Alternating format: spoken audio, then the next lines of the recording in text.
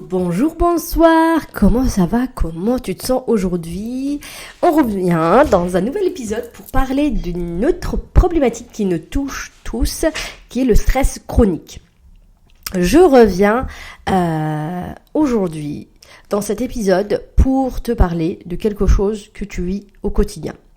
Alors, le stress a un impact énorme sur les maladies inflammatoires. Tout d'abord, c'est un facteur, mais il peut aussi contribuer au fait que les poussées inflammatoires deviennent plus récurrentes et qu'on n'arrive pas à réguler ces moments de crise. Donc, je vais vous expliquer déjà dans un premier temps ce que c'est le stress, pour que vous compreniez, et ensuite le lien entre le stress et les maladies inflammatoires, et puis on va voir les effets du stress sur notre corps. Et je pense la partie qui vous intéresse le plus, ce sont les stratégies et les pratiques pour gérer le stress au quotidien. Je vais vous parler des idées que vous pouvez utiliser et après je vous parlerai de mon cas. Alors, quand j'ai commencé mon processus, on va dire, de rémission, en mettant en place l'alimentation anti-inflammatoire, je n'étais pas du tout ouverte au fait que le stress pouvait aggraver ma situation et donc j'ai pas du tout travaillé sur ça. Pour être honnête avec vous, j'ai commencé à le faire parce que j'allais pas bien. En fait, j'avais une santé mentale qui commençait à se dégringoler. Je doutais en fait du processus dans lequel je m'étais donné. Par exemple, en suivant une alimentation anti-inflammatoire pendant des mois, et en fait, je voyais pas très peu d'amélioration parce que je n'ai pas pris le temps de comprendre qu'est-ce qui déclenchait mes crises. Effectivement, il y a l'alimentation moderne, mais il y a aussi le stress chronique. C'est pour ça que j'ai décidé de faire vraiment un épisode sur ça, parce qu'on oublie tout le temps. Alors, je sais que vous allez me dire, oui, on n'arrive pas à combattre le stress, c'est très dur, des fois je me sens pas stressée, j'arrive pas à reconnaître les moments où je suis en stress et tout ça. Je suis totalement d'accord, ça m'a pris beaucoup de temps pour comprendre tout ça. En fait, je me suis rendu compte que c'était comme l'alimentation. C'est-à-dire que tu dois mettre en place des process que tu dois faire tous les jours. En gros, des routines anti-stress, si tu veux, pour éviter de rajouter un plus sur ta balance. Et donc, tu rentres dans ce cycle inflammatoire que tu n'arrives pas du tout à sortir. Et en fait, ce que je me suis dit, en fait, qu'on devrait, enfin moi la première, que je devrais mettre en place des petites habitudes quotidiennes et aussi hebdomadaires et mensuelles pour réduire ce stress-là. Et aujourd'hui, j'arrive à savoir directement que je suis en stress, mais ça m'a pris du temps.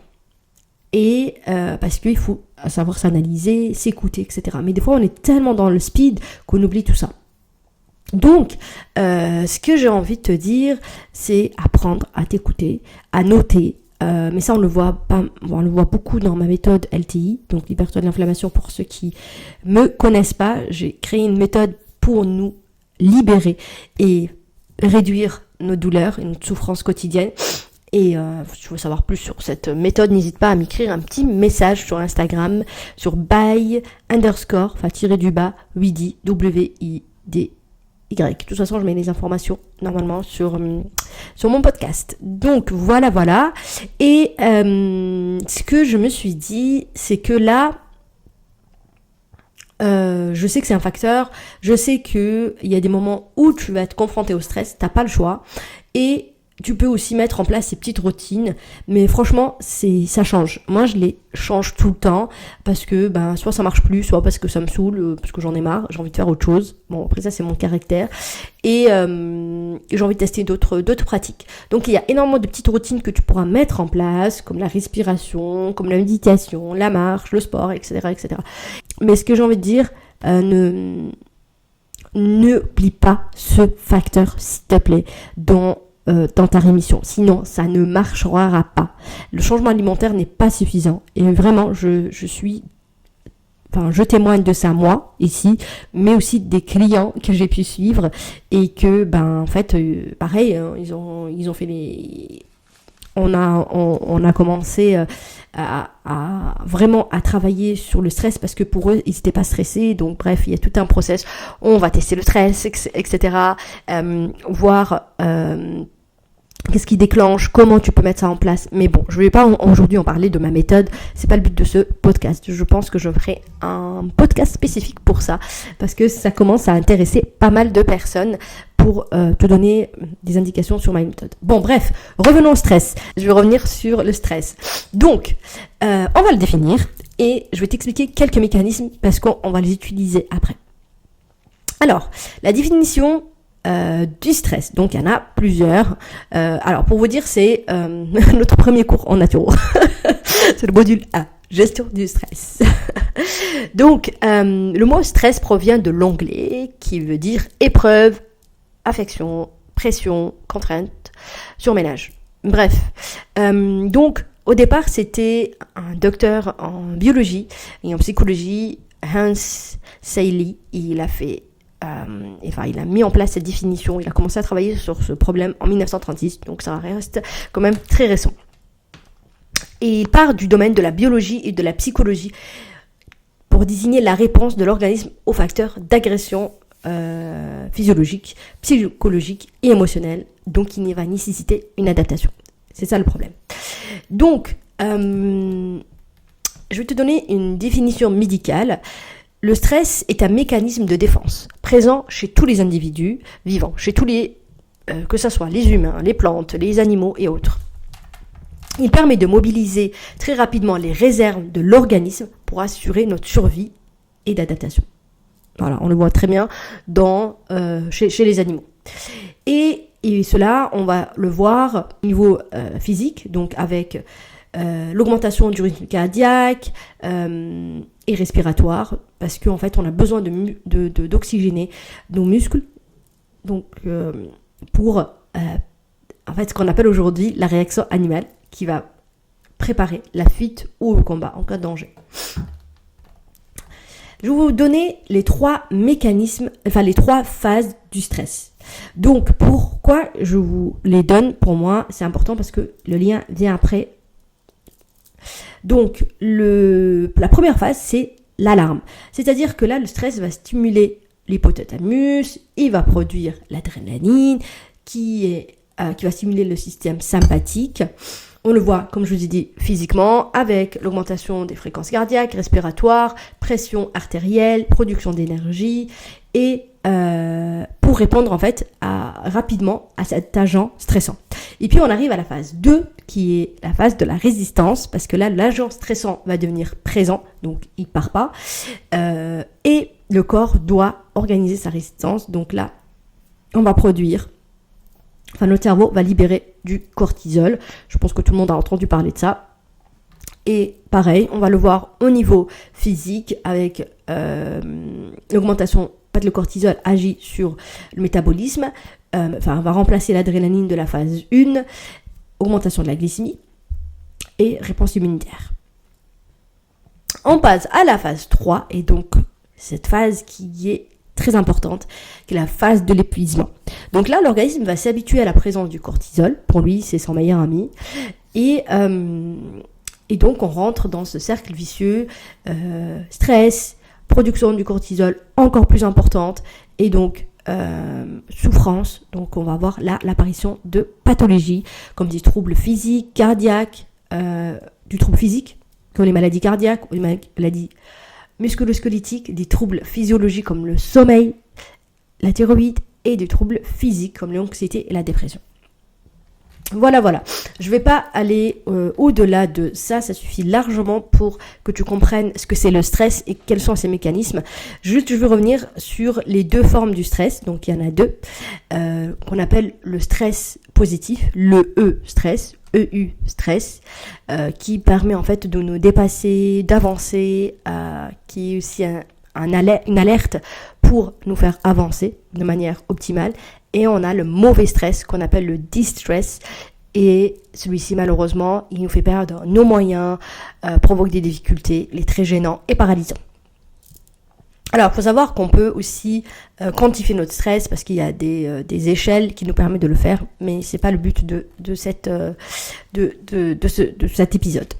Je vais revenir sur les facteurs du stress. Donc, on a les facteurs biologiques, comme le manque d'exercice physique, une alimentation déséquilibrée, vous voyez, des changements biologiques comme la ménopause, la grossesse ou la maladie. Il y a les causes socioculturelles comme le changement de situation sociale, le chômage, la pression au travail, etc. etc. Il y a aussi des causes psychodynamiques, c'est-à-dire des pensées, des sentiments qui ont grandi, évolué dans notre inconscient depuis l'enfance et qui malheureusement agissent aujourd'hui sur nous, comme le manque de confiance en soi ou des événements stressants qu'on a pu vivre, comme les traumas. Après, il y a les causes rationnelles, donc on a les positifs et aussi les négatifs. Donc ça aussi, ça agit sur le stress. Et après, il y a le stress au quotidien, donc par exemple les trajets qu'on peut faire, les frustrations personnelles, les stress environnementaux comme le bruit, les espaces restreints, et ça aussi agit sur tout ce qui est estime de soi, etc. Et tu as aussi l'alimentation, le changement du sommeil, des relations et autres. Alors, effectivement, il y a énormément de solutions qui nous permettent de réduire le stress, mais ça on en parlera après. Je vais revenir sur une partie qui m'intéresse beaucoup ici, et c'est pour ça que j'ai envie de vous faire comprendre le lien entre le stress et la maladie, la maladie chronique, ou les maladies chroniques. Aujourd'hui, il faut savoir que c'est un lien complexe, il y a pas mal d'études qui nous ont montré que le stress chronique peut agir comme un déclencheur potentiel pour les poussées inflammatoires. Et donc on a un lien déjà au niveau nerveux. Je vous ai expliqué que lorsque on est dans la phase 1, là on va créer l'adrénaline. Ensuite, en phase 2 et 3, cortisol, plus. Donc lorsque nous sommes confrontés à une situation stressante, notre corps active le système nerveux. Donc, déclenche la libération de l'adrénaline, phase 1, de cortisol, phase 2 et 3. Beaucoup plus.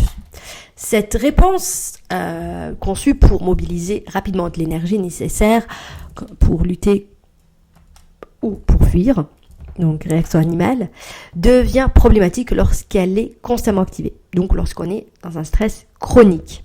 Donc on est dans la phase 3, épuisement. Il y a aussi des molécules pro-inflammatoires comme la cytokine. Donc lorsque le cortisol est libéré pour répondre au stress, le cortisol peut agir comme un immunopresseur à long terme. Cela signifie qu'une exposition prolongée au cortisol peut affaiblir notre système immunitaire parce que il va devoir travailler beaucoup plus. Dans le contexte déjà d'une maladie inflammatoire, cela va devenir énormément compliqué car notre système immunitaire est déjà hyperactif. Et cette molécule cytokine, que j'ai du mal à prononcer, est pro-inflammatoire. Lorsqu'on est en stress chronique, le stress chronique peut aussi influencer la production de cette molécule, donc elle va devenir fréquente, ou même beaucoup plus. Ces molécules donc de signalisation, normalement, elles jouent un rôle clé dans le déclenchement et l'amplification des réponses inflammatoires. Donc, le stress constant peut contribuer donc à l'augmentation de ces molécules. Pour expliquer en 2 mots, imaginons cette molécule, déjà, elle est produite d'une façon très importante. Et le fait qu'elle soit produite d'une façon très importante, ça va amplifier en fait les réponses inflammatoires. Donc, ça va que augmenter. On va rentrer dans qu'on appelle ça un cercle vicieux, où les symptômes inflammatoires induisent du stress dans notre corps, mais le stress extérieur aussi rentre dans ça. Donc c'est un peu tirer des cheveux parce qu'il y a deux stress. Il y a le stress qui est créé par notre corps à cause de ses réponses immunitaires, enfin, de nos systèmes immunitaires, et tu as aussi le stress extérieur que tu vis. Voilà, ça fait pas mal de taf pour nous. Je vais revenir à la sensibilité immunitaire. Imaginons donc là, dans une maladie inflammatoire, auto-immune, le stress donc peut rendre le système immunitaire plus sensible et plus actif. Donc il va beaucoup travailler. Donc il va agir de manière tellement excessive à se simuler normalement inoffensive. Et donc, boum, déclenche des poussées inflammatoires. Pour les personnes qui souffrent de maladies auto-immunes, déjà leur système immunitaire attaque déjà ses propres cellules. Le stress va aggraver cette attaque en stimulant davantage les cellules immunitaires déjà agressives. Donc, est-ce que vous avez bien compris ce schéma ? Donc, vous avez notre corps qui reçoit du stress d'extérieur et puis lui-même qui se crée du stress. Donc, ça fait pas mal de boulot. Donc, à votre avis, sur quel stress on peut le plus travailler ? Pour moi, on peut travailler sur les stress extérieurs. Enfin, quand je dis extérieur, c'est ce qu'on peut vivre dans notre vie quotidienne. Pour essayer de le modérer et surtout le réduire. Donc, il y a énormément de choses qu'on pourra mettre en place. Donc, je vais vous parler de cette histoire d'une de mes clientes qui a un travail hyper stressant. Donc, vous en doutez, une vie de famille, etc. Cette personne, elle suivait une alimentation anti-inflammatoire. Pour elle, le stress était good. Et en fait, dès qu'on a commencé à bosser ensemble, je lui dis, mais t'es sûr que tu te sens pas stressé? T'es sûr que ça va? Elle me dit, ouais, je fais beaucoup de sport, blablabla, j'ai tout un process de méditation. Je dis, mais tu l'as fait tous les jours, vraiment et tout. En fait, pour elle, le sport était suffisant. Donc, elle faisait, je sais plus, 1 heure de sport minimum par jour, en pensant que c'était suffisant pour elle. Mais malheureusement, ce n'était pas le cas. Parce que, en fait, elle prenait pas le temps de respirer. Elle travaillait tellement. Donc, vous vous rendez compte que son cerveau, son corps, il est toujours en train de créer des choses, quoi. Donc, en fait, ce que je me suis rendu compte avec elle, c'est vraiment un travail à deux qu'on fait, parce qu'on vient analyser tout ce qui ne va pas. Et en fait, on se rend compte que tout ça est lié au fait qu'elle n'a pas suivi, elle avait du mal à mettre en place des routines. Vraiment, c'était quelqu'un qui était hyper intelligent, donc elle savait très bien que les routines étaient très importantes. Essayez de trouver les moments où vous êtes hyper stressé. Par exemple, quand tu dois faire une présentation, quand par exemple, le trajet, ça peut être un stress énorme pour toi d'aller au travail ou de prendre ta voiture, etc. Et en fait, c'est très important à comprendre et pour pouvoir adapter les stratégies pour mieux gérer ton stress au quotidien. Parce que ça, on peut le faire. Et si on arrive à le faire nous-mêmes, ça va nous aider. Alors, il y a énormément de choses que tu peux mettre, mais ça va dépendre de toi. Est-ce que tu aimes avec quoi tu es à l'aise? Il y a des personnes qui n'arrivent pas du tout à méditer, c'est pas leur délire. Par exemple, elles vont aller danser parce qu'elles ont besoin de défouler. Il y a aussi des danses méditatives, faut le savoir. J'ai testé ça, j'adore. Franchement, ça, j'avais l'impression de rentrer en transe tellement j'ai réussi à me détendre. Une petite gorgée de mon chicorée. Là, le plus important, c'est de reconnaître, pour moi, c'est de reconnaître les moments où tu vas stresser. Enfin, où tu vas. C'est-à-dire que tu sais très bien que c'est compliqué pour toi. Des moments où tu ne te sens pas stressé, tu penses que tout va bien et en fait, ton corps et ton cerveau, ton inconscient, il le sait. Et c'est pour ça que je reviens sur l'importance de mettre en place les routines. Je vous saoule avec ça, je suis totalement consciente. Parce que c'est ça qui va aider à maintenir, en fait, enfin même réduire l'intensité de ton stress au niveau quotidien. Alors, les effets physiologiques du stress sont divers, on les a vus, niveau cardiaque, niveau physiologique, c'est-à-dire niveau cardiaque, on a dit glycémie, on a vu qu'il y avait des effets aussi sur l'amplification et pour nous de ces crises inflammatoires. On a vu que ça peut aussi déclencher des problèmes intestinaux. Enfin, il y a des effets, ils sont tellement diverses et variées, et de l'anxiété, la dépression, etc., etc. Je pense que vous connaissez tous les effets physiologiques, mais aussi sur la santé mentale, et c'est pour ça que c'est important de travailler sur ce segment-là, qu'on oublie tout le temps quand on commence à changer son hygiène de vie pour pour réduire, on ne parle pas d'essayer, pour réduire significativement les douleurs.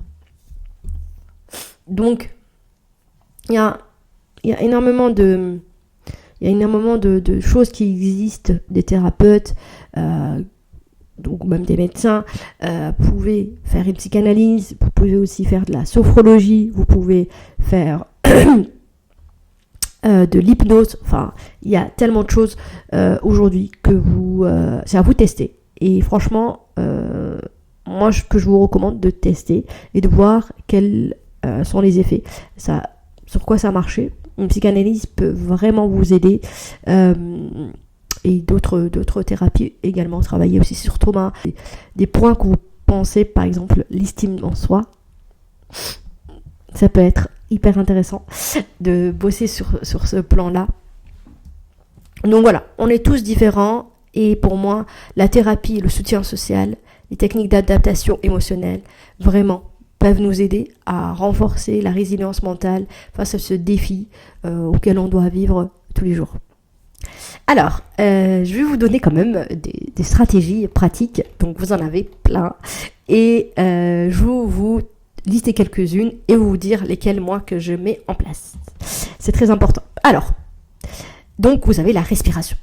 Il y a énormément de techniques de respiration. Ces techniques de respiration profonde vont activer le système nerveux parasympathique et donc notre système de repos et de digestion, induisant ainsi une sensation de calme. Et ça, je vous conseille de le faire minimum, allez, je suis gentille, normalement c'est 3 fois, mais commencez par 1 fois par jour, et surtout, utilisez cette technique. Par exemple, vous recevez un mail et vous voyez que ça vous chatouille là, enfin, ou ça vous met une pression, un point dans le cœur, enfin au niveau de la poitrine, un chakra ici. Et ce que je vous recommande, c'est de respirer, de vous lever, d'aller respirer, de faire un tour, de sortir et de prendre quelques respirations profondes sans faire de la cohérence cardiaque ou autre. Parce que des fois, on est trop à l'ouest. Ça, franchement, c'est quelque chose que je n'ai pas fait à des moments où j'étais hyper stressée. Et je pense que ça m'a pas du tout aidé dans le développement des maladies. Et je suis totalement consciente de ça. J'ai vécu un stress énorme à un moment de ma vie, harcèlement au travail, etc., etc.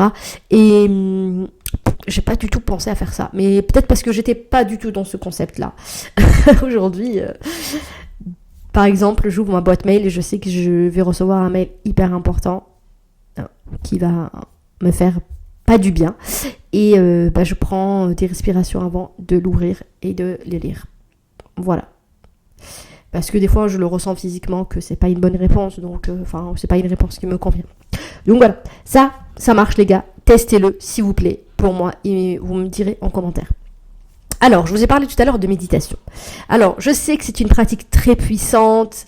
Il faut juste essayer de trouver la méditation qui vous correspond. Donc, vous avez des méditations guidées, vous avez des méditations pleine conscience, etc., etc. Vous pouvez en faire minimum 1 par jour, de 5 minutes. Allez, on va commencer petit et après, on monte dans le temps. Ça va vraiment permettre de calmer l'esprit, de réduire le stress. Ça marche, mais je vais vous parler de je vous dis que je vais vous parler aussi de moi. Alors, j'ai testé, évidemment. Mais en fait, j'ai compris que c'était pas spécialement pour moi. Il y a des moments où j'ai besoin de bouger. Et donc, la méditation, comme je vous expliquais, en dansant, me permet beaucoup mieux de rentrer dans cet état de calme. Mais c'est moi. Parce que j'ai besoin, il y a des moments dans ma vie où j'ai besoin beaucoup plus de bouger et de sortir ces énergies-là négatives. Évidemment, vous savez, l'activité physique qui va libérer l'endorphine, des hormones de bien-être, qui va agir comme un antidépresseur naturel. Bon, ça vous le savez, pas besoin de vous le dire. Et franchement, vous pouvez commencer par une activité très facile, comme de la marche, et vous allez voir la différence. Peut-être pas spécialement dans ville, mais proche de la nature peut être mieux. La connexion sociale peut être également cruciale. Après, il faut vraiment savoir doser ce moment-là, parce que le fait de partager, par exemple, ses préoccupations avec une amie ou avec la famille, peut soulager cette partie-là du stress. Par contre, l'isolement peut aggraver celui-ci. Et puis, on va parler d'autres activités. Trouvez l'activité qui vous procure de la joie, qui peut être le dessin, le théâtre, la musique, le chant, tout ce que tu as envie de tester. Ou un truc hyper basique, la lecture, écouter de la musique, danser, vraiment ce qui vous fait du bien. Testez le maximum de choses. Déjà, reprenez par exemple une activité qui vous faisait du bien quand vous étiez petit et essayez autre chose que vous ne connaissez pas.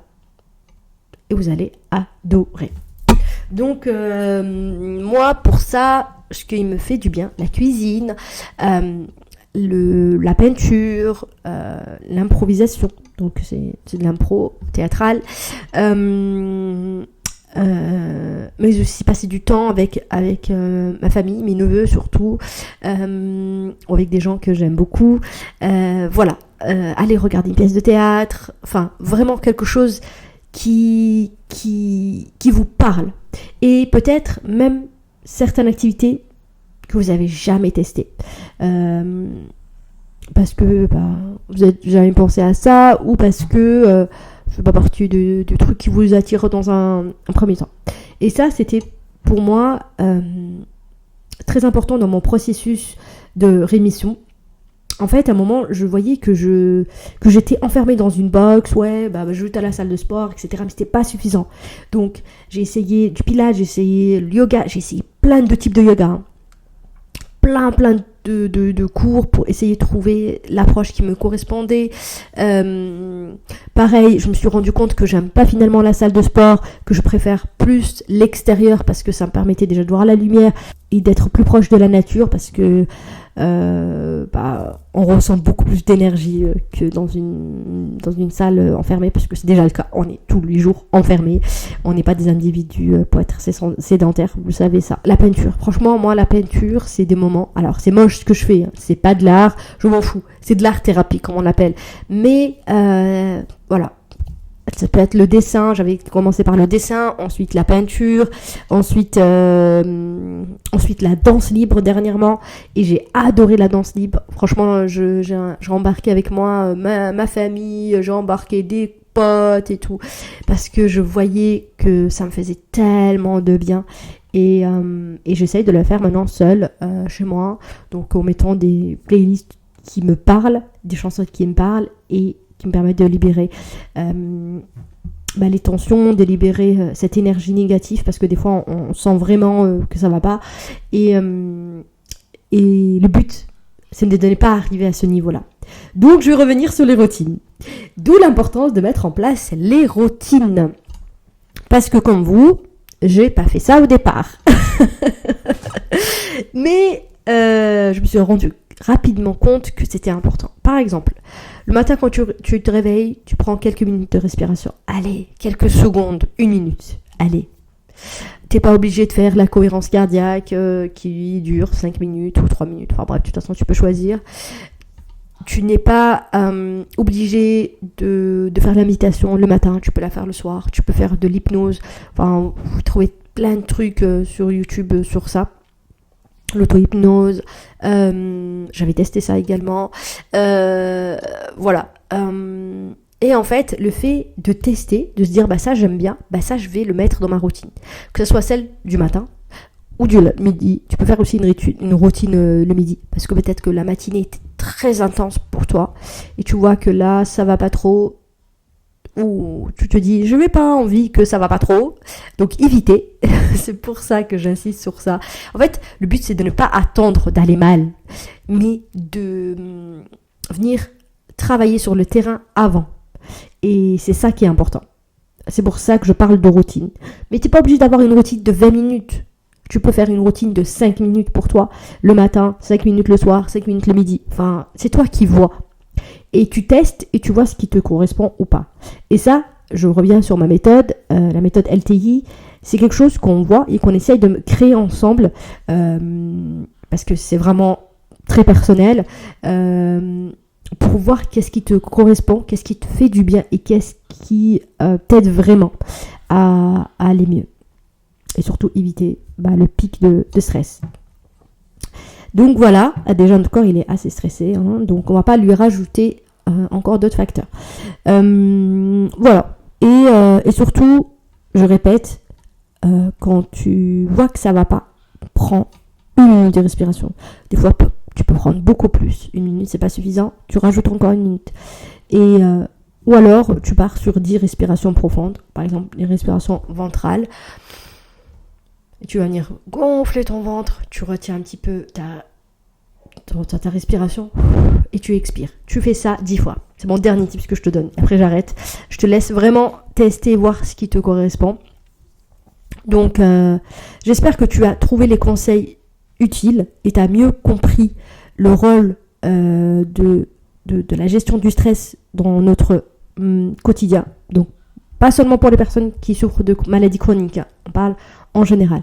Donc, n'hésite pas à partager cet épisode à ceux qui en ont besoin et surtout me laisser un commentaire, 5 étoiles, etc., etc. Et je suis ravie de te retrouver chaque semaine maintenant.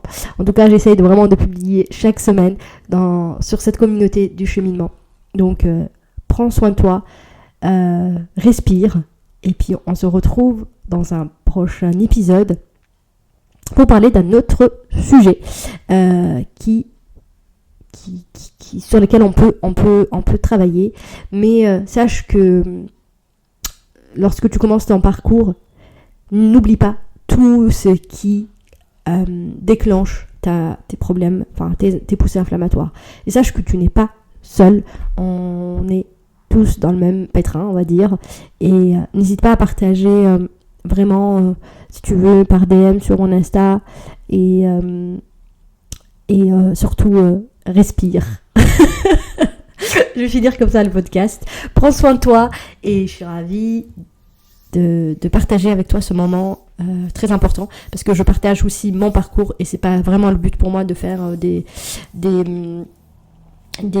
cours sur le stress et autres. C'est vraiment pas mon but, mais c'est de te faire comprendre qu'il y a des choses sur lesquelles on peut venir améliorer notre quotidien, notamment le stress, mais aussi l'alimentation. Après, il y a d'autres aussi facteurs, on les verra dans d'autres épisodes. Bon, j'arrête de parler, je te dis prends soin de toi et à bientôt.